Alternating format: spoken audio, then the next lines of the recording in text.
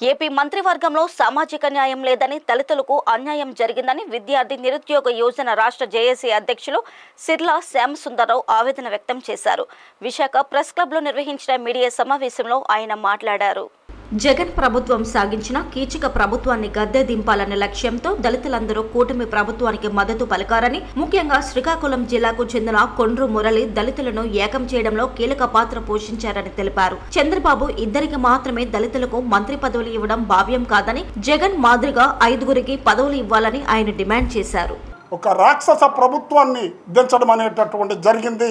ఈ యొక్క కూటమికి అధికారం ఇవ్వడం అనేటటువంటి జరిగింది. శ్రీ కొండ్రు మురళీమోహన్ గారు మా యొక్క దళితులకు జ్ఞానోదయం చేయించారు.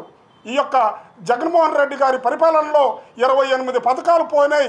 దళితుల మీద హత్యాకాండాలు పెరిగినాయి, దళితుల మీద మానభంగాలు పెరిగినాయి, దళితుల మీద దాడులు పెరిగినాయి.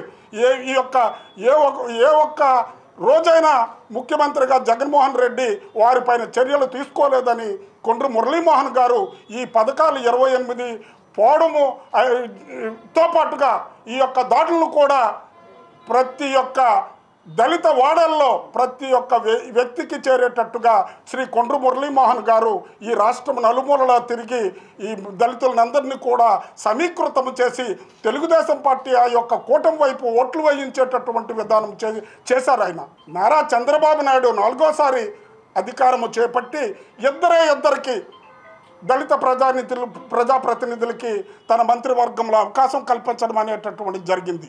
ఇప్పటికైనా జగన్మోహన్ రెడ్డి గారు చేసినటువంటి తప్పులు ఈ యొక్క చంద్రబాబు నాయుడు గారు చేయకూడదని మేము కోరుతున్నాం. ఎప్పటికైనా మేల్కొని సామాజిక న్యాయం ఏమిటో మాకు చేసి మా దళిత ప్రజాప్రతినిధులకి సముచిత స్థానము జగన్మోహన్ రెడ్డి యొక్క కేబినెట్లో 5 మందికి ఇచ్చిన మీరు 4గురికైనా మా యొక్క ప్రజాప్రతినిధులకై రాజ్యాంగబద్ధంగా మంత్రులుగా మీ కేబినెట్లోకి తీసుకోవాలని మేము కోరుతున్నాము.